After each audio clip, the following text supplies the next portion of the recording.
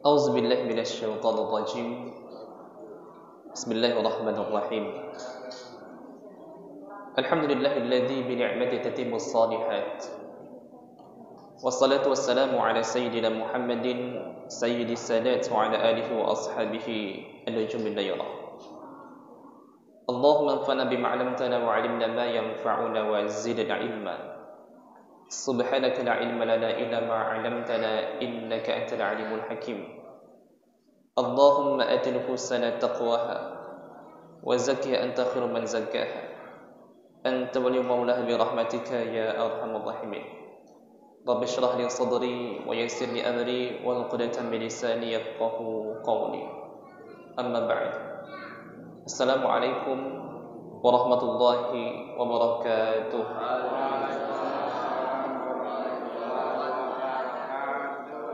Alhamdulillah, segala puji bagi Allah atas karunia rahmat nikmat yang Allah curahkan kepada kita semua.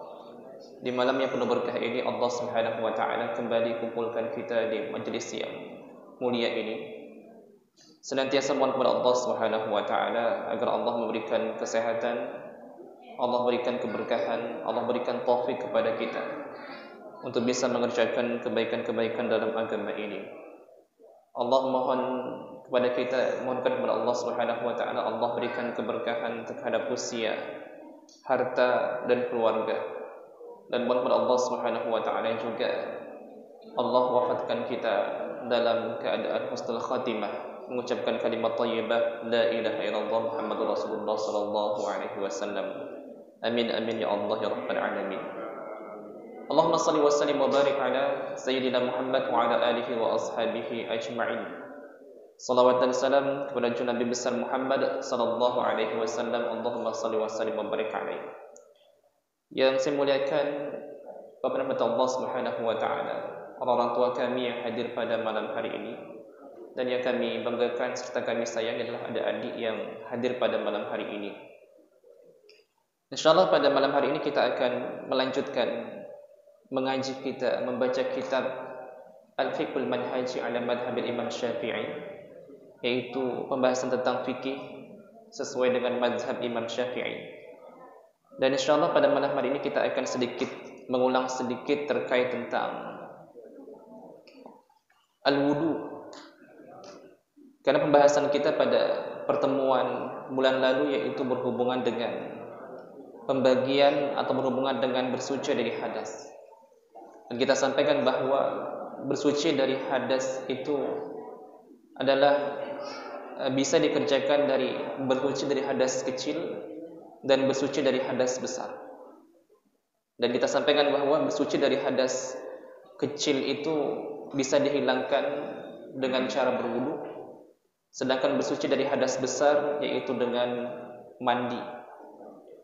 Dan ada satu, oleh karena itu bahasan kita berhubungan dengan ini, insyaallah kita akan bahas tentang wudu, tentang mandi, yaitu dengan ibadah yang menggunakan alat yang disebut dengan air. Tapi jika alat tersebut hilang, maka insyaallah Allah berikan ganti solusi, yaitu dengan cara tayammum. Karena itu insyaallah pembahasan ini akan kita bahas, yaitu berhubungan dengan wudu, mandi dan tayammum. Insyaallah kita akan mulai dengan pembahasan yang pertama, yaitu berhubungan dengan wudu. Baik, mari kita baca kitab kita ini. Mudah-mudahan Allah berikan kemudahan kepada kita dan bisa kita pahami serta kita bisa amalkan terkait tentang ibadah kita. Baik, al-wudu. Apa itu wudu?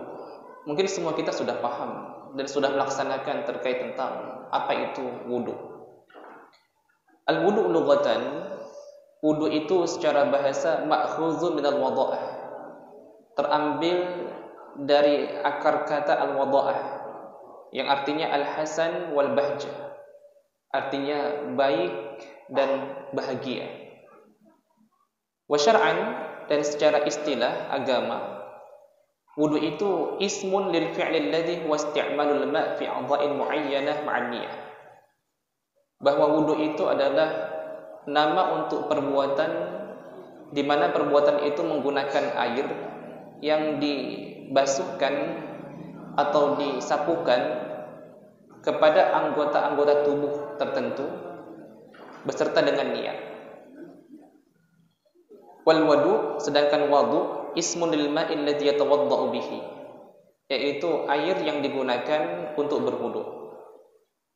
Intinya bahwa di sini bisa dikatakan bahwa wudu itu adalah perbuatan yang menggunakan air yang diberikan atau disiramkan atau dibasuhkan kepada beberapa anggota tubuh tertentu, tidak semuanya. Nanti insyaallah kita akan baca bahwa ada 4 anggota tubuh yang kita gunakan atau bisa digunakan dalam berwudu itu. Pertama, wajah, kemudian tangan, kepala, dan kaki. Itu yang merupakan anggota-anggota wajib yang harus kita laksanakan dalam berwudu itu. Baik, selanjutnya bagaimana tata cara berwudu itu dan apa saja yang termasuk bagian rukun-rukun wudu itu. Mari kita lihat furudul wudu. Wajib-wajib wudu, artinya rukun-rukun wudu. Mungkin sebagian kita sudah mengetahui terkait tentang mana saja yang termasuk bagian dari rukun wudu dan mana yang dimaksud dengan sunnah-sunnah wudu. Pembahasan ini sangat penting sekali. Artinya apa? Seorang itu ketika berwudu dia harus mengetahui mana rukun-rukun yang dianggap sebagai wajib atau rukun dan mana anggota tubuh atau perbuatan-perbuatan yang dianggap sebagai sunnah-sunnah wudu. Karena pada suatu waktu kita juga diminta untuk mengerjakan wudu itu dengan apa? Dengan hal yang bersifat rukun-rukun saja. Artinya dalam kondisi tertentu kita diminta untuk mengerjakan rukun. Ketika kita mengerjakan sunnah, maka hal itu bisa dikatakan ketidakbaikan ada. Contoh kapan seorang itu diminta untuk mengerjakan yang rukun-rukun saja dalam melaksanakan ibadah wudu. Contoh ketika seorang datang ke masjid, kemudian sudah mendengarkan imam angkat takbir, atau seorang muazzin sudah melaksanakan iqamah, Allahu Akbar, Allahu Akbar, maka orang tersebut diupayakan ketika dia datang ke masjid dan dia belum berwudu, maka disunnahkan atau dianjurkan untuk melaksanakan wudu dengan yang wajib-wajib, tidak dengan yang sunnah-sunnah. Agar apa? Agar ketika dia itu setelah melaksanakan wudu dapat melaksanakan atau dapat bersamaan dengan makmum. Artinya mendapatkan takbir salat berjamaah bersama dengan makmum. Itu pertama. Dan yang kedua, terkadang dalam kondisi tertentu kita diupayakan untuk melaksanakan rukun-rukun wudu dalam berwudu itu. Tidak dengan yang sunnah. Kapan? Contoh dalam kondisi yang sangat padat, orang-orang mengantri untuk melaksanakan ibadah wudu. Di belakang kita sudah banyak sekali orang yang akan melaksanakan wudu. Maka jika kita menggunakan wudu itu atau melaksanakan wudu dengan sunnah yang lengkap sekali, mungkin boleh-boleh saja. Tapi ulama mengatakan ada hal kemakruhan di sana. Kenapa? Karena banyak orang-orang yang berusaha untuk berwudu sedangkan kita melambatkan atau mengerjakan ibadah sunnah itu dan orang lain menunggu kita. Itu menjadi sesuatu yang tidak baik. Nah, karena itu disunnahkan atau dianjurkan untuk melaksanakan wudu dengan yang rukun-rukun saja. Nah, karena itu kita akan melihat di sini apa saja yang menjadi rukun-rukun wudu itu. Wa furudul wudu sittatun. Rukun-rukun wudu atau kewajiban yang menjadi wajib wudu itu ada 6. Wahia an-niyah, yang pertama adalah niat. Wa ghusl wajhi, yang kedua membasuh wajah.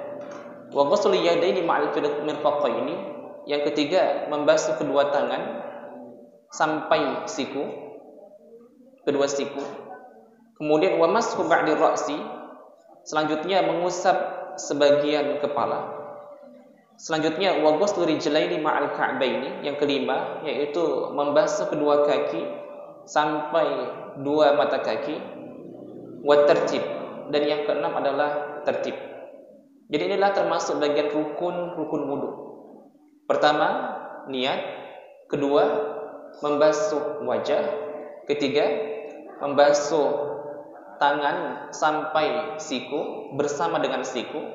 Kemudian yang keempat, mengusap sebagian kepala. Kelima, membasuh dua kaki sampai mata kaki. Dan yang keenam, tertib. Oleh karena ini harus kita ketahui, harus kita hafal. Inilah rukun-rukun wudu itu. Bagaimana dengan berkumur-kumur, memasukkan air ke hidung, membasuh telinga dan yang lainnya? Itu tidak bagian dari rukun wudu. Itu merupakan sunnah wudu. Dan insya Allah akan kita bahas nanti setelah ini. Baik, coba akan kita detailkan satu persatu terkait tentang rukun-rukun wudu ini. Yang pertama yaitu an-niyah. Niat. Li'anna al-wudu'a ibadah. Karena wudu itu adalah ibadah. Wa bin niyati tatamayyazul ibadatu minal 'adah. Sehingga dengan niat itu, ibadah itu bisa dipisahkan dengan kebiasaan. Nah, karena itu para ulama mengatakan bahwa di antara tujuan atau fungsi niat itu ada dua. Pertama, membedakan antara kebiasaan sehari-hari dengan ibadah. Dan yang kedua, membedakan antara ibadah satu dengan ibadah yang lainnya. Contoh fungsi yang pertama yaitu membedakan antara ibadah dengan kebiasaan. Dalam kehidupan sehari-hari, contoh kita melaksanakan perbuatan seperti membasuh muka, mencuci kaki, atau bahkan mandi. Apa yang kita kerjakan itu seperti mandi, mencuci muka, itu adalah kebiasaan-kebiasaan kita. Tapi kalau kita contohnya ketika membasuh muka, membasuh tangan, basuh kepala, gitu, kita sematkan di sana niat, maka berubah menjadi wudu. Atau ketika kita mandi, menyiramkan air ke kepala kita sampai mengalir ke badan kita, sampai menyeluruh kepada kaki kita. Setiap hari kita mandi. Tapi terkadang kalau kita sematkan atau kita sertakan niat dalam ibadah mandi itu, maka mandi tersebut menjadi ibadah. Contoh Bapak dalam sholat Jumat kan, ketika pagi hari ingin berangkat kerja, melaksanakan mandi pagi hari, dan mandi pagi hari itu bisa menjadi ibadah kalau kita niatkan mandi itu sunnah untuk melaksanakan sholat Jumat. Nah, oleh karena itu bagi kita yang laki-laki contohnya pada hari Jumat bisa jadi kerja di kantor, kemudian tidak sempat mandi, tidak bisa pulang ke rumah, maka bagaimana solusi kita untuk bisa mendapatkan kesunahan mandi ketika hari Jumat itu? Maka silakan untuk melaksanakan mandi sunnah Jumat itu di pagi hari sebelum kita pergi berangkat kerja itu. Nah, oleh karena itu kembali di sini bahwa fungsi niat itu membedakan antara kebiasaan sehari-hari kita dengan ibadah. Kalau ada suatu kebiasaan kita berikan niat di sana, maka akan menjadi ibadah. Rasulullah SAW bersabda, dan ini merupakan hadis yang sudah kita hafal, yaitu innamal a'malu binniyat wa innamal likulli imri'in ma nawa. Sungguhnya setiap amal perbuatan itu harus disertai dengan niat, yaitu amal ibadah. Kenapa? Karena setiap orang itu akan mendapatkan apa yang dia niatkan. Ayala tasihul ibadatu wa la yu'tadu biha syar'an illa idza nawaita. Artinya ibadah itu tidak akan sah dan tidak akan dianggap oleh agama kecuali apabila seorang itu berniat. Oleh karena itu niat ini sangat penting sekali. Wa la yahsulul mukallafi ajruha illa idza akhlasa fiha. Dan seorang mukallaf itu tidak akan mendapatkan pahala kecuali ketika dia mengerjakan amal perbuatan itu ikhlas, niat lillahi ta'ala. Baik, itu niat. Jadi niat dalam wudu itu adalah kewajiban dan harus kita kerjakan. Kemudian apa itu niat? Kalau ditanya, an-niyatu ma'naha al-qasdu. Niat itu artinya menyengaja. Jadi kita berusaha menyengaja untuk mengerjakan perbuatan. Sedangkan secara syara apa? Qasdu syai' makrunan bi fi'lihi. Menyengaja sesuatu disertai dengan perbuatannya. Nah, karena itu kalau kita melaksanakan wudu, kapan kita berniat? Maka niat kita itu disertakan pertama kali dengan mengerjakan wudu itu. Nah, apa yang pertama kali menjadi amal atau perbuatan wudu itu? Yaitu membasuhkan air ke wajah kita. Sehingga seorang itu dia meletakkan niat dalam hatinya. Kapan? Ketika pertama kali mengalirkan air kemana? Ke wajahnya. Itu Pak ya. Nah, jadi di sini penting kita pahami bahwa tempat niat itu, waktu niat itu adalah indal ghasli awwali juz'in minal wajhi li'annahu awwal wudu. Waktu seorang itu berniat kapan? ketika membasuh bagian dari wajah. Artinya contohnya ketika kita sudah menampung air, kemudian kita alirkan air itu ke wajah kita, maka ketika air itu menyentuh wajah kita, disitulah kita pasang niat. Tapi apakah di lisan kita pasang niat? Tidak. Nah, kita ketahui bahwa mahallun niat, tempat niat itu di mana? Al-qalbu.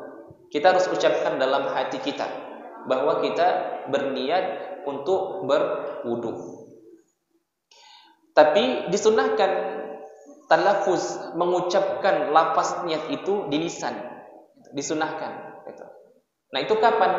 Contohnya Bapak Ibu ketika mengambil wudu itu buka keran, baca Bismillahirrahmanirrahim, nawaitul wudu'a li raf'il hadasil asghari listibhatis salati lillahi ta'ala atau fadli ta'ala. Nah, itu sunnah diucapkan di mana? Di mulut kita. Tapi ketika kita ingin menyiramkan air ke muka kita, maka yang menjadi kewajiban adalah dalam hati kita. Sengaja aku wudu, menghilangkan hadas kecil untuk melaksanakan sholat, contohnya karena Allah Ta'ala. Itu contoh dari redaksinya. Nah, tapi apakah selengkap itu? Artinya kita mengungkapkan banyak niat yang sangat panjang sekali. Sengaja aku berwudu, menghilangkan hadas kecil untuk sholat fardu karena Allah Ta'ala. Itu boleh. Tapi di sini kaifiyatun niat, bagaimana caranya? Yaitu seorang itu mengucapkan dalam hatinya. Contoh, apa yang dia ucapkan? Nawaitu fardhul wudu. Sengaja aku berniat mengerjakan fardu wudu. Itu boleh. Satu. Artinya sengaja aku berwudu. Atau raf'ul hadas, sengaja aku berniat mengangkatkan hadas. Sengaja aku berwudu mengangkatkan hadas. Itu boleh. Atau istibahatus shalah, sengaja aku berniat wudu untuk membolehkan sholat. Itu boleh. Nah, itu kira-kira seperti itu. Jadi tidak mesti harus panjang sekali. Dalam hati kita boleh kita ucapkan sengaja aku wudu karena Allah Ta'ala, boleh. Sengaja aku wudu untuk menghilangkan hadas kecil, boleh. Sengaja aku berwudu untuk membolehkan sholat, itu boleh. Itu ya. Tapi mungkin guru-guru kita dulu waktu kita ngaji waktu kecil, ketika diajari untuk niat berwudu, antara lafaz niat bahasa Arab dengan artinya sangat lengkap kan. Nawaitul wudu'a li raf'il hadatil asghari listibahatis salati fardlillahi ta'ala. Dalam arti sengaja aku berwudu mengangkatkan hadas kecil kemudian untuk melaksanakan salat fardu karena Allah Ta'ala. Itu niat yang sangat lengkap sekali. Tapi ketika Bapak Ibu contohnya ambil satu saja, ketika membaca sengaja aku wudu karena Allah Ta'ala, itu sudah sah. Itu ya. Jadi sekali lagi bahwa niat itu adalah hukumnya wajib. Kapan kita melaksanakan niat itu? Ketika pertama kali kita membasuhkan air ke wajah, kemudian di mana letak niat itu? Letak niat adalah dalam hati. Kemudian bagaimana caranya? Apa yang kita ucapkan? Yang kita ucapkan adalah aku berwudu karena Allah Ta'ala, atau aku berwudu untuk menghilangkan hadas kecil karena Allah Ta'ala, atau aku berwudu untuk melaksanakan sholat karena Allah Ta'ala. Itulah beberapa contoh yang kita ucapkan dalam melaksanakan niat tersebut. Jadi itu yang pertama. Baik, yang kedua, yang menjadi rukun wudu itu adalah ghaslu jami'il wajhi, membasuh semua wajah. Pernah kita katakan, mungkin masih ingat bahwa dalam melaksanakan ibadah wudu ini ada dua istilah.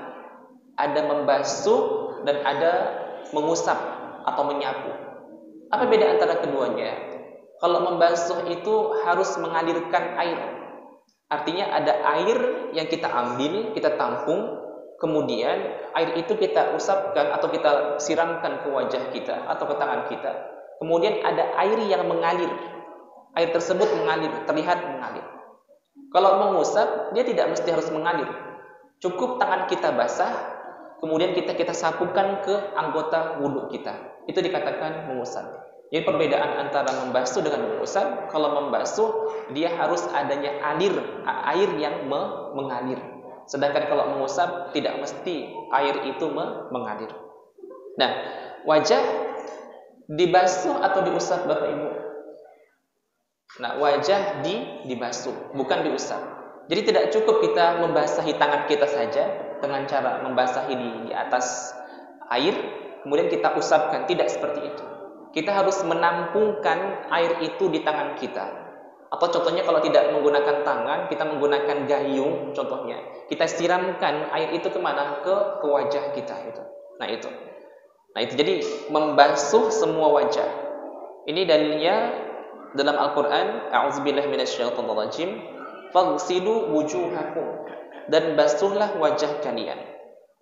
Nah sekarang kita perhatikan dari mana batasan-batasan wajah itu. Apakah sampai kepada kepala, sampai di atas jidat itu? Dan kalau bawah bagaimana? Apakah sampai kepada hampir mendekati leher? Nah kita lihat. Wa hududul wajhi, dan batasan wajah itu dari mana? Min manbatis sya'ri ila asfali zaqani tulan. Dari tempat tumbuh rambut yang bagian atas. Jadi kalau dikatakan tempat tumbuh rambut normal Pak ya. Nah ada orang sebagian, mohon maaf kan, tempat tumbuh rambutnya itu di tengah-tengah ada tuh Pak ya. Tengah-tengah kepala itu Pak ya. Itu tidak normal gitu. Artinya orang itu botak seperti itu. Nah kalau normalnya bagaimana? Seorang itu tumbuh rambut ya di atas jidatnya seperti itu. Jadi dari mulai tempat tumbuh rambut dari atas sampai ke bawah itu di bawah dagu. Di bawah dagu. Seperti itu. Jadi dari atas mulai tempat tumbuh rambut itu sampai, kalau kita lihat ini horizontal atau vertikal nih Pak? Vertikal sampai di mana? Di bawah dagu kita ini. Kemudian kalau horizontalnya dari mana? Dari kuping kanan, cuping telinga Pak ya? Cuping telinga kanan sampai cuping telinga kiri. Itu secara horizontalnya. Jadi dari atas, dari sini sampai sini, kemudian dari kanan kiri. Itu semua harus kita basuh. Artinya ketika kita menyiramkan air itu dari atas gini, kemudian merata semua mengelilingi wajah ini sampai di bawah dagu sini Pak, dagu. Terus sampai di mana? Di bawah dagu kita ini. Zaqan namanya. Jadi keliling dari mulai tumbuh rambut terus sampai di bawah rahang ini, rahang mutar sampai mana? Sampai keliling, kita katakan bulat ini. Nah, lantas bagaimana? Contohnya, mohon maaf, bagian yang dikatakan ini Pak, ini? Kening di atasnya. Kalau kadang-kadang di rambut kita ini, kalau saya seperti, mohon maaf kan, kepala saya jidatnya agak seperti Kuala Namu Pak ya, agak sedikit lebar tuh. Nah, ini apakah termasuk bagian yang harus dibasuh? Di atas tidak. Itu masuk bagian kepala. Oleh karena itu melingkar, kita anggap bahwa wajah ini dari mulai tempat tumbuh rambut terus melingkar sampai sini di bawah rahang tempat tumbuh jenggot, terus sampai kita anggap melingkar, itulah bagian yang harus kita basuh. Kapan? Ketika kita melaksanakan wudu itu, ketika membasuh wajah. Coba ya. Jadi itu urutannya, itu batasannya. Kemudian wajibu ghuslu kulli ma 'alal wajhi, dan wajib membasuh semua yang ada di atas wajah. Min hajibin. Contohnya apa? Alis. Ini alis harus kena basuhan. Artinya di bawah alis ini kita harus kenakan air. Wasyaribin, kemudian kumis. Sama juga. Seorang yang memiliki kumis itu maka harus dibasuh kumis itu. Kemudian walihyatin, jenggot. Jenggot juga harus kita basuh. Zahiran wa batinan, baik yang di luar atau yang di dalam. Li'annaha min ajza'il wajhi, karena jenggot ini semua termasuk bagian dari wajah. Illa lihyatil kasifah, kecuali jenggot yang tebal. Nah, kalau jenggot yang tebal, tuh Pak ya. Contohnya seorang laki-laki memiliki jenggot yang tebal, dia tidak mesti harus menyela-nyela atau mengalirkan air itu ke bawah jenggotnya sampai kepada kulitnya, tidak mesti seperti itu. Cukup dibasuh bagian luarnya saja. Nah, sekarang bagaimana kita mengetahui ukuran jenggot itu tebal atau tipis? Pernah kita sampaikan dalam sebuah pembahasan juga bahwa ketika kita berbicara dengan orang tersebut, kalau masih terlihat putih-putih kulitnya itu, maka itu dianggap jenggotnya tipis. Tapi kalau tidak terlihat lagi, maka itu tebal seperti itu. Mungkin kalau saya nih Pak, ini termasuk tipis tebal Pak, tipis sini Pak, tipis gitu. Ada orang yang memiliki jenggot itu tebal sekali, itu ada seperti itu Pak ya. Nah di sini tidak ada Pak ya, karena di Indonesia ini memiliki jenggot yang sangat tebal itu tidak umum sekali. Ada beberapa ustadz atau kiai-kiai itu yang mereka memiliki jenggot yang sangat panjang gitu. Dan orang-orang Arab itu biasanya mereka juga memiliki itu Pak. Kalau kita kan tidak. Paling jenggot kita cuma sekitar 17 helai gitu Pak ya. 17 ekor tuh Pak ya, kira-kira seperti itu. Nah, Indonesia seperti itu. Baik. Fa innahu yakfi ghuslu zahiriha duna batiniha. Maka seorang yang memiliki jenggot yang tebal itu dia cukup membasuh di bagian luarnya saja, tidak mesti harus dibasuh bagian dalamnya. Itu Pak ya. Nah, jadi itu. Rukun yang kedua adalah membasuh semua wajah. Dan urutannya tadi batasannya adalah dari mulai tempat tumbuh rambut atas sampai ke bawah dagu, dari kanan sampai ke kuping kanan sampai kuping kiri. Itu melintang atau melingkar seperti itu. Baik, yang ketiga, rukun wudu adalah ghuslul yadaini ma'al mirfaqaini. Membasuh kedua tangan sampai siku. Sampai siku artinya bersama dengan siku. Di qaulihi ta'ala, berdasarkan firman Allah Ta'ala, a'udzubillahi minasyaitonir rajim, wa aydiyakum ilal marafiq. Dan basuhlah tangan kalian sampai kepada siku. Nah, kalau kita lihat contohnya, tangan kita kan kita bagi. Tangan kita ini kan yang dikatakan tangan itu mana Bapak Ibu? Apakah semua ini? Alhamdulillah. Apakah semua tangan kita ini dari mulai ujung jari sampai sini? Kira-kira Pak. Nah, dalam wudu tidak seperti itu. Yang dikatakan tangan yang menjadi wajib bagian untuk kita basuh dalam berwudu adalah dari mulai ini. Nah, ini dikatakan pergelangan sampai pergelangan tangan. Ini punggung tangan, ini telapak tangan. Kemudian ini pergelangan tangan, tangan. Ini sudah masuk kepada lengan, itu Pak ya. Maka ketika seorang berwudu itu dari mana? Dari mulai ujung jarinya sampai batas siku ini dan dilebihkan sampai bagian otot ini Pak. Kira-kira seperti itu. Tapi tidak sampai ke atas di bawah ketiak, tidak gitu. Nah, cuma dari mana? Dari ujung jarinya sampai siku ini hanya dilebihkan sampai mendekati bagian dari otot kita ini. Kenapa? Karena dipahamkan bahwa tangan kita ini kan tidak, siku kita ini kan tidak persis batasannya. Artinya tidak ada garis yang menggaris bahwa tangan kita itu cuma sampai sikunya itu pas, itu tidak ada. Maka para ulama mengatakan bahwa ketika membasuh tangan ini lewatkan. Kenapa? Karena nanti ada disebut dengan harim. Artinya apa? Ada sesuatu yang harus dibasuh dan hukumnya wajib.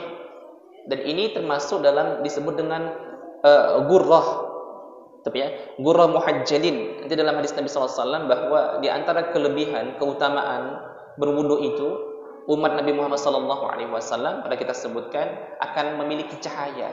Di mana? Di wajah dan di tangannya itu. Jadi seorang itu ketika berwudu membasuh kedua tangannya sampai dua sikunya. Baik, jam'u mirfaq wa huwa mujtama' as-sa'id ma'al 'adad wa ila bimakna ma'a ay ma'al marafiq.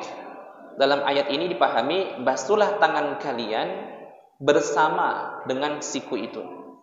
Dalla ala zalika marahu Muslim. Ini berdasarkan hadis Nabi sallallahu alaihi wasallam yang diriwayatkan oleh Imam Muslim an Abi Hurairah radhiyallahu anhu. Dari Abi Hurairah radhiyallahu anhu annahu tawaddaa, bahwa dia itu berwudu, fa ghassala wajhahu, lalu dia membasuh wajahnya, fa asbaghal wudu, lalu menyempurnakan wudunya.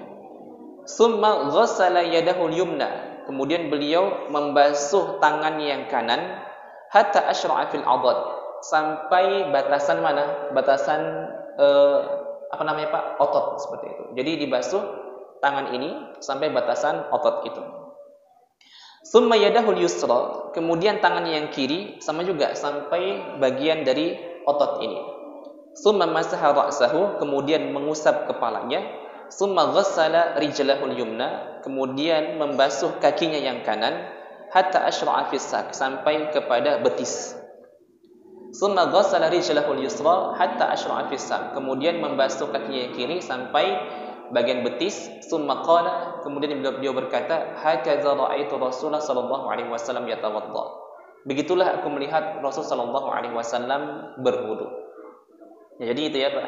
Jadi kalau kita contohnya tadi membasuh tangan, kalau kita menggunakan keran, posisi tangan kita itu boleh dari atas jari, itu boleh, yang bagus seperti itu. Jadi tangan seperti ini, tangan kanan seperti ini, tangan kiri coba meratakan tuh Pak, seperti ini. Air mengalir, dibuat basuh seperti ini. Jadi melingkar seperti itu Pak, ya. Seperti itu. Kemudian ya, kita seperti itu dan sela-selakan seperti ini.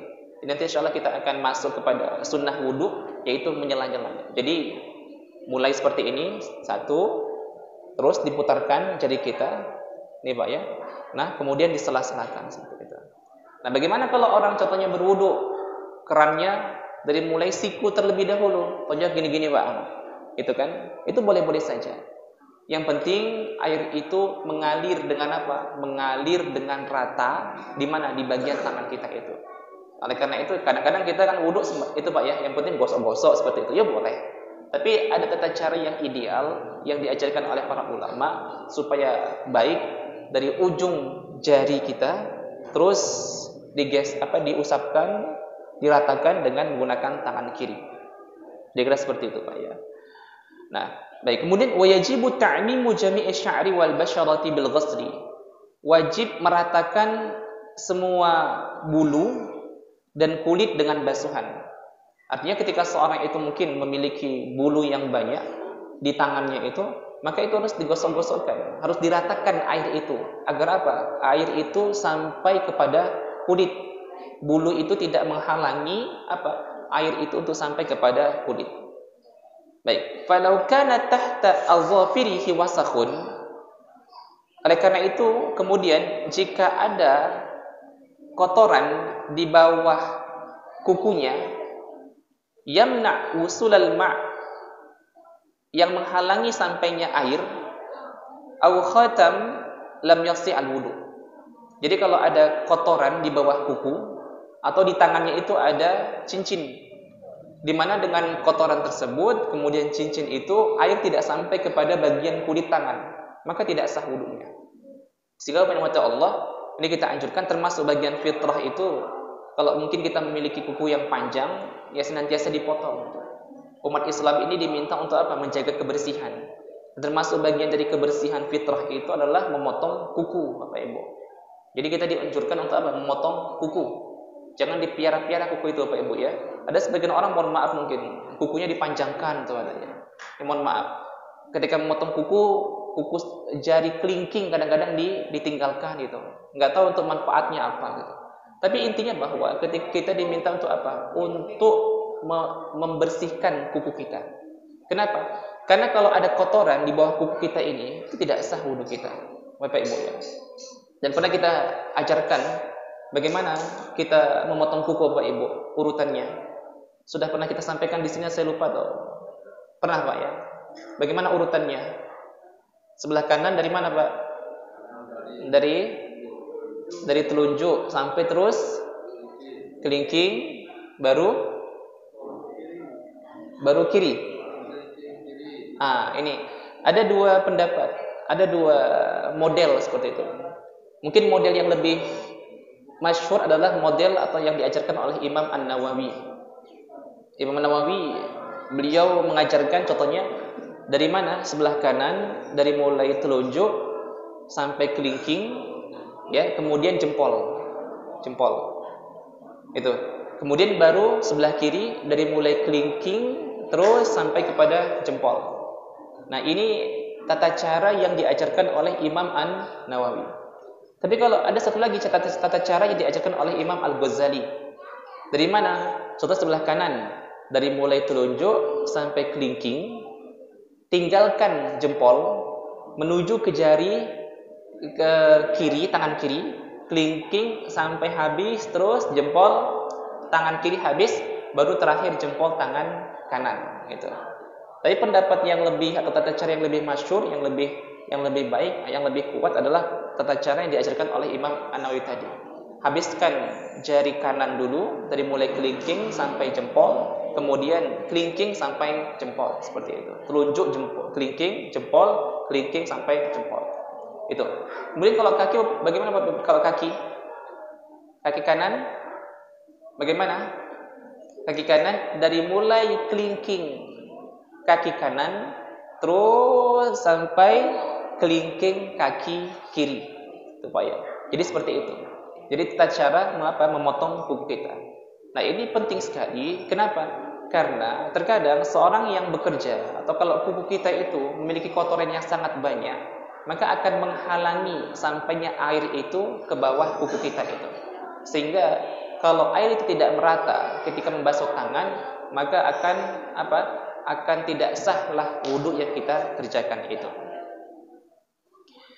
Baik, hal ini berdasarkan hadis Nabi sallallahu alaihi wasallam riwayat Imam Bukhari, walafzu lahu an Abdullah bin Amr, dari Abdullah bin Amr radhiyallahu anhuma qala raja'na ma'a Rasul sallallahu alaihi wasallam.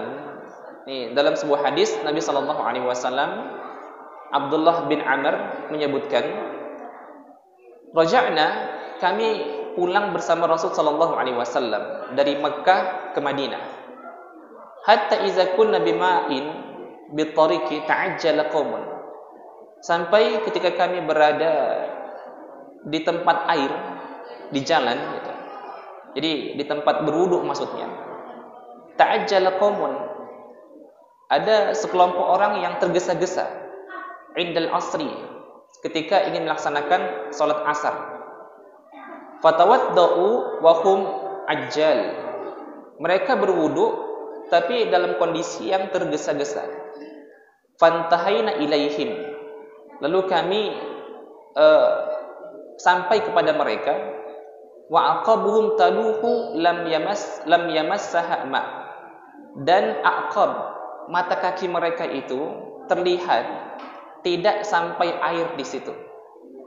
Faqala Rasul sallallahu alaihi wasallam, kemudian Rasul sallallahu alaihi wasallam bersabda, wailun lil aqabi minan nar. Celaka mata kaki itu dari api neraka. Asbighul wudu, sempurnakanlah wudu. Ai atimmuhu wa akmiluhu bisti'abil udwi bil ghusli. Sempurnakanlah wudu itu dengan cara meratakan anggota wudu itu dengan apa? Dengan basuhan. Artinya tadi bahwa ketika ada tangan kita itu, bagian tangan yang tidak merata atau tidak sampai air di bawah ketika membasuh itu, maka tidak sempurna wudu kita ini. Lupa ya. Jadi berhati-hati dalam membasuh tangan. Baik, itu rukun yang ketiga. Rukun yang keempat, mashu ba'dir ra'si, yaitu menyapu atau mengusap sebagian kepala.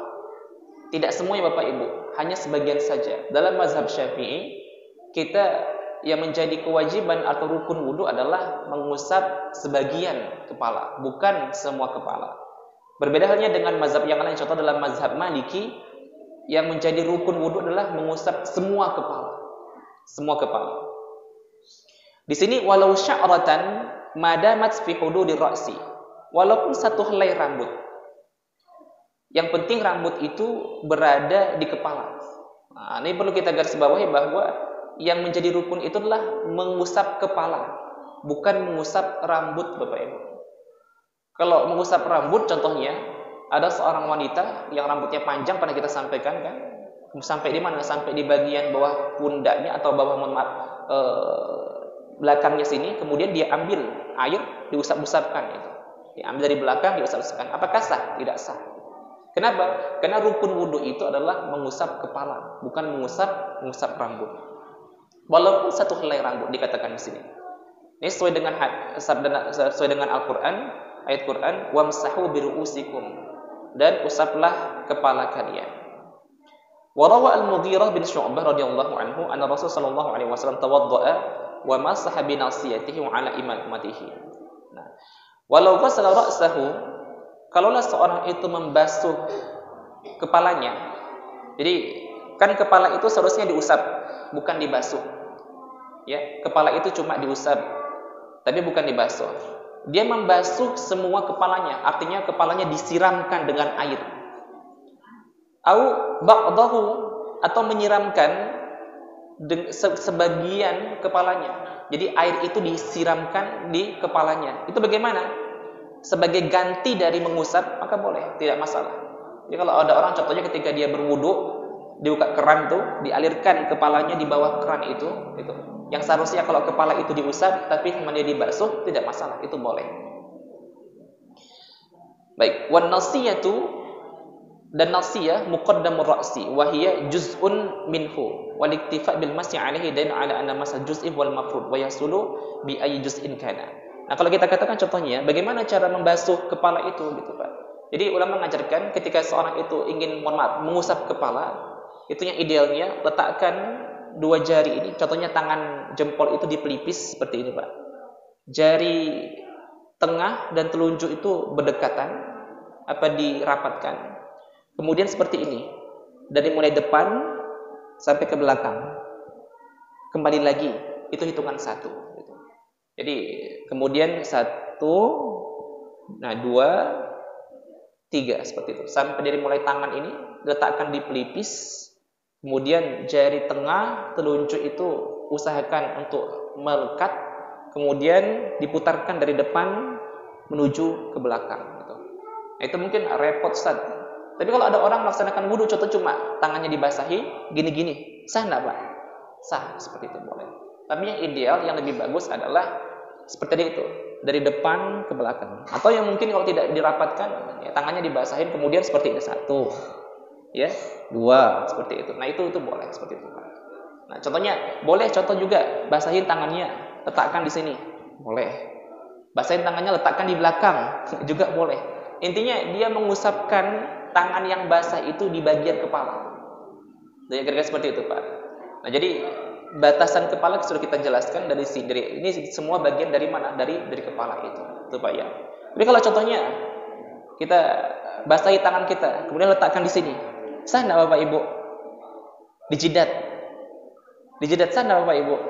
Tidak sah. Karena jidat bukan termasuk, kita katakan kening gitu Pak ya. Kening bukan termasuk bagian dari kepala. Ini masih bagian dari apa? Dari surba, dari muka itu, seperti itu. Itu Pak ya. Baik, jadi itu yang keempat. Dan yang kelima, rukun wudu adalah ghuslu rijlaini ma'al ka'bain. Yaitu membasuh kedua kaki bersama mata kaki. Sesuai dengan firman Allah Subhanahu wa taala, "Wa arjulakum ilal ka'bain," dan basuhlah kaki kalian sampai kedua mata kaki. Al-ka'bani masnal ka'b. Wa huwa al-'azab an-nati' min kulli janibin 'inda mafsali as-saqi ma'al qadam. Wa ila bi ma'na ma'a ay ma'al ka'bain. Dalla 'ala zalika ma ja'a fi hadits Abi Dzar radhiyallahu anhu as-sabiq hatta asyra'a fi sak. Intinya bahwa di sini seorang itu ketika melaksanakan wudu membasuh kedua kakinya sampai mata kaki. Dan insyaallah mungkin perlu nanti kita melaksanakan praktek wudu ini Pak ya, mungkin satu kali kita lihatkan di praktek wudu di tempat berwudu supaya terlihat seperti itu, atau kita nanti kirimkan videonya supaya terlihat gitu. Jadi kalau membasuh kaki itu membasuh kaki kanan terlebih dahulu, baru kaki kiri itu Pak. Nah, itu bagaimana? Kita mulai dari ujung. Contohnya kita katakan ini kaki kita. Ujung itu dialirkan air, kemudian baru bagian bawah seperti itu. Baru nanti disunahkan untuk menyela-nyelanya. Jari-jari itu dengan apa? Dengan tangan, dengan kelingking jari kiri itu Pak. Nah, kira-kira seperti itu. Jadi intinya kaki kita itu disiramkan air sampai lewat mata kaki itu. Nah, itu bagaimana? Boleh enggak kita contoh dari atas ke bawah? Boleh. Dari bawah ke atas juga boleh. Intinya diratakan air itu dengan apa? Kaki itu dengan apa? Dengan air. Dan upayakan tangan kita ini itu digunakan untuk apa? Untuk meratakan air itu. Jangan sampai ada bagian kaki itu ketika dibasuh itu tidak terkena air Bapak Ibu ya. Baik. Kemudian wajibu ta'mim ar-rijlaini bil ghasli, sama juga wajib meratakan air di mana? Di kedua kaki itu dengan basuhan. Bihaitsu la yabqa minhuma walau mawdi'az zafrin. Sehingga tidak ada tempat yang tersisa. Artinya tidak terkena air itu walaupun sebesar kuku gitu, Pak. Jadi kalau contohnya sebesar kuku kita tidak terkena air ketika membasuh kaki itu, maka tidak sah itu. Au tahta sya'rin 5 marrat fi ghusl yadain. Atau contohnya ketika seorang itu punya bulu kaki yang tebal gitu, Pak, yang lebat seperti itu. Maka dia harus apa? Harus digosok-gosokkan itu. Harus diratakan air di atas kakinya itu. Agar apa? Agar air itu merata di atas kulit kakinya. Itu, Pak, ya. Jadi itu rukun yang kelima, membasuh kedua kaki sampai kepada dua mata kaki. Dan yang keenam, yang termasuk bagian dari rukun wudu adalah at-tartib, yaitu berurutan ala syakli ladzi dzakarna, sesuai dengan bentuk yang telah kita sebutkan. Artinya apa? Bahwa ketika seorang itu berwudu, dia tidak boleh melaksanakan rukun wudu itu secara acak. Contoh, membasuh tangan terlebih dahulu atau membasuh kaki terlebih dahulu baru membasuh wajah. Tidak boleh seperti itu. Dia harus melaksanakan wudu itu berurutan sesuai dengan yang kita sebutkan. Dari mulai wajah, kemudian tangan, kemudian kepala, baru kaki. Nah, itu dikatakan tertib. Nah, tertib ini menjadi rukun wudu. Dari mana asalnya? Berdasarkan ayat Quran. Dalam Al-Quran, Allah Subhanahu wa Ta'ala ketika menjelaskan tentang wudu, urutannya itu seperti itu. Sehingga ketika mengikuti urutan Quran, Al-Quran menyebutkan urutannya seperti itu, maka menjadi kewajiban bagi kita untuk mengikuti urutan yang disebutkan oleh Al-Quran. Ya ayyuhallazina amanu idza qumtum ila sholati faghsilu wujuhakum. Jadi dalam Quran itu disebutkan, wahai orang-orang yang beriman, kalau kamu ingin melaksanakan ibadah salat, maka basuhlah wajahmu terlebih dahulu. Kemudian faghsilu wujuhakum wa aydiyakum, basuhlah kedua tanganmu, ilal mirfaq wamsahu birusi faghsilu wujuhakum wa aydiyakum ilal marafiqi wa aydiyakum marafiqi. Kemudian wamsahu, baru sapulah atau usaplah kepalamu, wa arjulakum il ka'bain, dan basuhlah kakimu sampai dua mata kaki. Jadi urutan itu menjadi dalil bahwa tertib itu termasuk bagian kewajiban yang harus kita jaga dalam melaksanakan ibadah wudu itu. Tidak boleh acak-acakan. Walaupun dalam mazhab yang lain seperti mazhab Hanafi itu masih dibolehkan. Tidak mesti harus berwudu itu seperti urutan dalam ayat ini. Tapi dalam mazhab Syafi'i bahwa kita diperintahkan ketika berwudu itu harus dalam kondisi yang tertib sesuai dengan apa? Dengan disebutkan oleh ayat Quran tadi. Baik, ini yang termasuk bagian dari rukun wudu. Itu, Pak, ya. Dan sebelum kita masuk kepada sunnah-sunnah wudu, mungkin ada pertanyaan atau ada sesuatu yang ingin disampaikan Bapak Ibu kira-kira? Kalau tidak ada, kita masuk kepada sunnah-sunnah wudu insyaallah. Insyaallah kita akan ambil sedikit di sini. Di sini disebutkan bahwa sunnah-sunnah wudu itu ada 18 dan panjang ini, Pak, banyak ini, Pak. Insyaallah mungkin akan kita bagi, sementara mungkin malam ini kita akan ambil beberapa saja. Baik, agar pemahaman wudu kita itu lengkap tuh, Pak. Tapi sebelum kita ke sini, coba mungkin kita simpulkan atau kita ringkaskan lagi bahwa rukun wudu ada berapa, Pak Ibu? Ada 6. Pertama tadi apa? Niat. Yang kedua, basuh muka. Ketiga, membasuh tangan.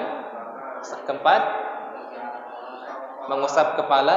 Kelima, membasuh kaki. Dan keenam, tertib. Alhamdulillah, ini sudah hafal. Tinggal nanti praktik saja kita. Tapi mungkin kalau yang pertama masalah niat. Letak niat di mana, Bapak Ibu? Letak niat di mana?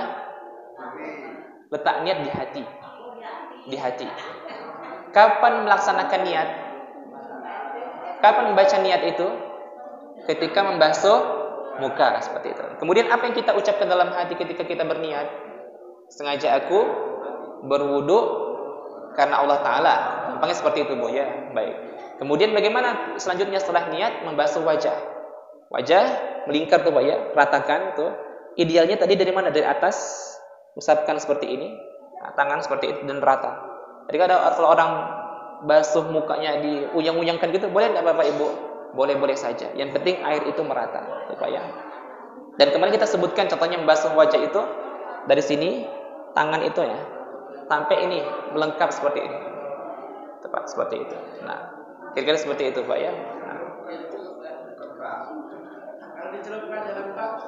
Kalau celupkan dalam bak, nah, boleh-boleh saja Pak, boleh. Cuma dianjurkan bagi tangan kita itu untuk apa? Untuk meratakan juga. Contohnya maka ada pertanyaan nanti, bagaimana Ustaz ketika seorang itu berwudu dalam kolam? Dia dalam kolam renang tuh Pak ya. Kemudian dia ingin melaksanakan ibadah wudu gitu. Cuma nyelup-nyelupkan kepalanya itu Pak ya. Nah, gitu. Wajahnya itu dimasukkan ke dalam itu bagaimana? Itu boleh-boleh saja. Tapi dianjurkan bagaimana? Untuk menggerakkan tangannya itu supaya ada kesengajaan dalam melaksanakan ibadah wudu. Contohnya itu Pak, ada orang dalam sungai atau dalam kolam ya, berwudu dia. Badannya semua sudah terkena. Contohnya tinggal kepalanya saja Pak ya. Badannya di dalam air semua. Nah, bagaimana dia berwudu? Membasuh muka, apakah cuma nyelam kemudian naik ke atas? Nyelam tidak seperti itu. Jadi, ketika dia berwudu dalam air, upayakan tangannya ini membuat pola bahwa dia sedang berwudu. Ya, jadi tangannya juga dibasuhkan atau digosok-gosokkan ke mana? Ke wajahnya. Ketika tangan juga, walaupun tangannya berada dalam air, juga ada upaya melaksanakan gerakan wudu itu. Gitu. Kemudian tangan kanan, kaki juga ada upaya untuk menggosok-gosokkan kaki dalam air itu. Jadi tidak semata-mata cuma yang penting saya sudah berwudu dalam air, tidak seperti itu Pak. Kenapa? Karena ada unsur kesengajaan nanti di sana, Pak ya. Jadi itu merupakan rukun-rukun wudu yang harus kita pahami. Baik, sekarang kita masuk kepada sunnah-sunnah wudu. Apa saja yang termasuk bagian dari sunnah-sunnah wudu itu? Nah, baik, lil wudu'i sunanun katsirah. Wudu memiliki sunnah-sunnah yang sangat banyak. Apa yang dimaksud dengan sunnah itu? Sunnah itu jika dikerjakan maka akan mendapatkan pahala. Tapi jika tidak dikerjakan maka tidak mengapa gitu. Oleh karena itu ketika Bapak Ibu melaksanakan ibadah wudu tanpa mengerjakan sunnah sah gitu. Tapi kalau dikerjakan ditambahkan dengan sunnah maka akan menjadi lebih baik gitu ya. Nah, contohnya di antara sunnah-sunnah wudu apa saja? At-tasmiyatu fi ibtidaihi. Yang pertama apa itu? Membaca bismillah ketika mulai wudu. Jadi ketika buka keran tuh Pak ya, baca bismillahirrahmanirrahim. Nah, kapan Anda mengatakan nanti ketika baca bismillahnya itu dibukakan ketika membasuh kedua telapak tangan itu. Tapi intinya ketika sudah pertama mulai buka keran bismillahirrahmanirrahim. Itu ya. Ini berdasarkan apa? Berdasarkan hadis Nabi sallallahu alaihi wasallam dari Anas radhiyallahu anhu qala, beliau berkata, talaba ba'du ashabin Nabi sallallahu alaihi wasallam. Beberapa sahabat Nabi sallallahu alaihi wasallam meminta air untuk berwudu. Falam yajidu ma'an, mereka tidak mendapatkan air. Faqala alaihi salatu wassalam, lalu Nabi bersabda, hal ma'ahadin minkum ma', apakah ada air bersama salah seorang kalian? Fa'utiya bima'in, lalu diberikan air kepada Nabi sallallahu alaihi wasallam. Fa wada'a yadahu fil ina', lalu Nabi sallallahu alaihi wasallam meletakkan tangannya di wadah tersebut. Allazi fihil ma', di mana dalam wadah itu ada air. Tsumma qala, kemudian Nabi bersabda, tawaddau bismillah, berwudulah kalian dengan mengucapkan bismillah. Ay qailina zalika indal ibtida'i bihi. Artinya mengucapkan itu ketika bermula atau memulai wudu. Qala Anas berkata, fara'aitul ma'a yafuru min baini asabi'ihi. Kemudian aku melihat air itu mengalir atau berkucuran di sela-sela jari Nabi sallallahu alaihi wasallam, hatta tawaddau min indi akhirihim ay jami'ihim wa kanu nahwan min sab'in. Nah, intinya Nabi SAW ini termasuk bagian mukjizat Nabi Muhammad SAW. Nabi bisa memperbanyak air ketika itu. Jadi ambil dari hadis ini bahwa berwudu itu disunnahkan di permulaan itu untuk membaca apa? Membaca Bismillah. Jadi jangan lupa untuk membaca Bismillahirrahmanirrahim. Kemudian ada hadis Nabi SAW yang lain, setiap amal perbuatan yang penting, kullu amalin la yubda fi bismillah, setiap perbuatan tidak dimulai dengan bismillah, maka perbuatan itu kurang atau cacat, tidak ada berkahnya itu. Maka untuk mengambil keberkahan senantiasa ucapkan untuk mengerjakan apapun, termasuk bagian dari wudu itu, perbuatan itu yaitu mulai dengan apa? Dengan Bismillahirrahmanirrahim. Kemudian yang kedua, termasuk bagian sunnah wudu apa itu? Ghuslul kaffain salasan qabla idkhalihima al-ina. Yaitu membasuh, yang kedua, membasuh kedua telapak tangan 3 kali sebelum memasukkannya ke dalam wadah. Nah ini kalau kita lihat dahulu, banyak orang-orang mungkin tidak ada keran, Bapak Ibu. Dulu kan tidak ada keran. Jadi ketika seorang itu akan berwudu, maka memasukkan air kemana? Memasukkan tangannya kemana? Ke dalam air itu. Atau sebagian kalau kita contohnya datang ke beberapa masjid yang lama, tuh Pak ya. Contoh ke Masjid Raya, itu masih ada apa itu? Bak-bak yang besar. Tuh Pak ya. Atau sebagian masjid yang kalau kita berangkat ke wilayah Aceh sana itu masih banyak itu model wudunya itu menggunakan bak air seperti itu yang besar, tidak keran. Kalau kita mungkin di Medan ini ya mayoritas ketika berwudu itu ya rata-rata dengan keran semua gitu. Nah kalau dulu mungkin tidak ada keran, hanya ada ember, boleh tidak kita memasukkan tangan kita langsung kemana? Ke ember tersebut? Boleh. Tapi ulama mengatakan bahwa niatkan tangan kita itu sebagai apa? Sebagai gayung gitu Pak. Gitu. Kira-kira seperti itu. Jadi contohnya kalau tidak ada gayung, masukkan tangan kita ke ember itu, niatkan sebagai gayung, itulah yang akan kita gunakan itu. Coba ya. Jadi masukkan pertama kali, itu diusapkan 3 kali seperti itu. 1, bersihkan itu. Kira-kira seperti itu. Apalagi kalau seorang itu contohnya baru bangun dari tidur, itu merupakan anjuran yang sangat sekali untuk dikerjakan. Karena ketika orang itu tidur, tidak tahu tangannya itu kemana-mana dia, seperti itu. Maka sebelum dia melaksanakan wudu, ya, melaksanakan rukun-rukun wudu, maka disunnahkan bahwa tangannya itu dibersihkan terlebih dahulu. Artinya membasuh kedua tangannya itu, telapak tangannya sampai apa? Dengan 3 kali. Baik, yang ketiga, termasuk bagian dari sunnah wudu adalah isti'malus siwak, yaitu menggunakan siwak sebelum berwudu. Ya. Jadi dalam hadis Nabi sallallahu alaihi wasallam, laula an asyqa ala ummati la amartuhum bisiwaki ma'a kulli wudu. Ay la amartuhum amra ijab wa hadza dalil istijab al-muakkad. Nah, termasuk bagian kesunahan wudu itu bahwa seorang itu sebelum dia berwudu laksanakan atau bersiwak terlebih dahulu. Dan mungkin yang perlu kita pahami juga bahwa tidak mesti siwak itu menggunakan kayu arak gitu. Jadi ketika seorang itu ingin berwudu, silahkan menyikat giginya dulu. Sikat gigi itu termasuk bagian dari siwak itu Pak ya. Jadi kalau Bapak Ibu ingin melaksanakan wudu itu boleh bersikat gigi terlebih dahulu.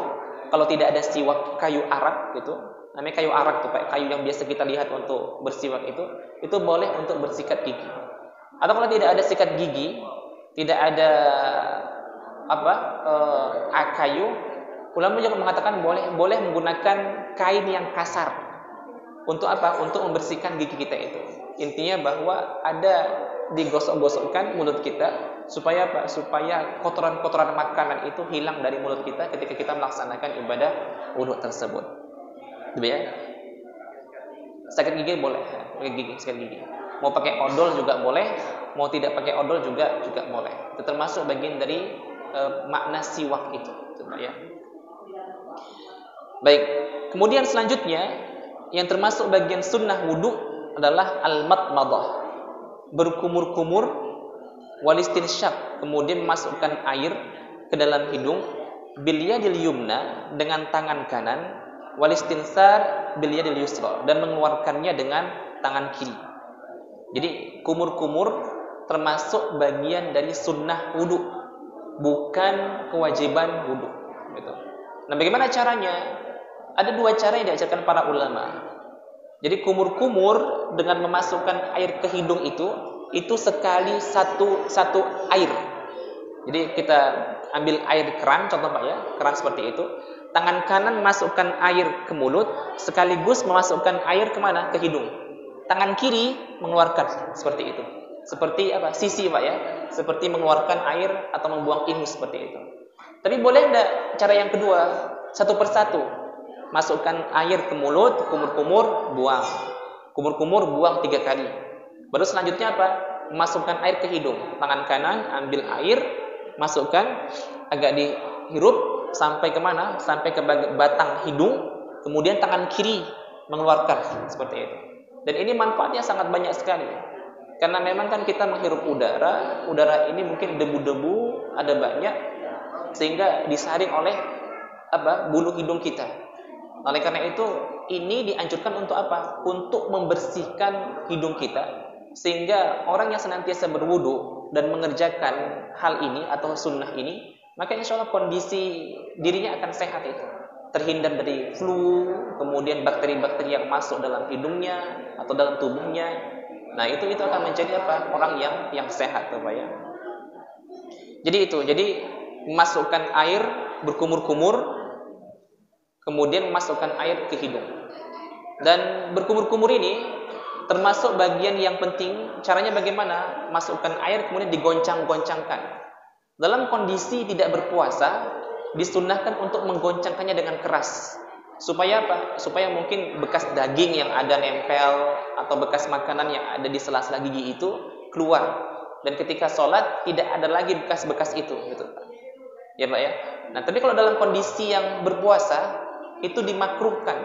Jadi kalau puasa jangan sampai menggoyang-goyangkan atau menggoncang-goncangkan itu berkumur-kumur dengan sangat keras sekali. Karena dikhawatirkan akan masuk air kemana? Ke dalam rongga ini, ke dalam tenggorokan, sehingga batallah puasa kita. Kemudian tadi memasukkan air ke hidung, itu jangan lupa bahwa agak dihirupkan air itu kemana? Ke dalam hingga sampai ke bagian rongga hidung kita itu Pak. Ya, kemudian dibuangkan dengan tangan kiri. Baik, mungkin ini yang terakhir. Insyaallah kita akan sambung sunnah-sunnah wudu pada pembahasan akan datang. Yang terakhir termasuk bagian sunnah wudu adalah tahlil al-lihyatul kassah. Menyela-nyela jenggot yang tebal. Jadi bagi laki-laki yang punya jenggot tebal itu disunnahkan untuk menyela-nyela, itu Pak. Contohnya seperti ini, ya, disela-selakan seperti itu, disela-selakan dengan apa? Dengan tangan kanan boleh atau dengan tangan kiri juga boleh. Agar apa? Agar air itu merata ke bawah kulit di bawah jenggotnya itu Pak ya. Dan contohnya mungkin yang punya jenggot tipis sama juga atau jenggot tebal boleh disela-selakan di bawah jenggotnya itu. Dan ini sesuai dengan hadis Nabi sallallahu alaihi wasallam, "Hakadza amarani Rabbi azza wa jalla." Seperti itulah Allah Tuhanku memerintahkan aku untuk melaksanakan wudu itu. Itu Pak ya. Nah, inilah mungkin pembahasan kita di malam hari ini berhubungan dengan rukun wudu kita selesaikan dan sebagian sunnah-sunnah wudu yang sudah kita baca, dan insyaallah akan kita sambung di pembahasan akan datang. Ada sekitar 11 atau 10 sunnah lagi. Dan insyaallah akan kita sambung dengan makruh wudu serta hal-hal apa saja yang membatalkan wudu itu insyaallah pada kesempatan yang akan datang. Baik Bapak dan Allah, ini mungkin kajian kita. Sebelum tutup mungkin ada sesuatu yang ingin ditanyakan atau ingin disampaikan, silahkan. Adik-adik, ada yang mau ditanya ini? Tidak ada. Baik, kalau tidak ada, Bapak Ibu, cukup. Nanti insya Allah kita akan buat kuis untuk adik-adik ini, pertanyaan ya. Nanti kalau kajian nanti insya Allah.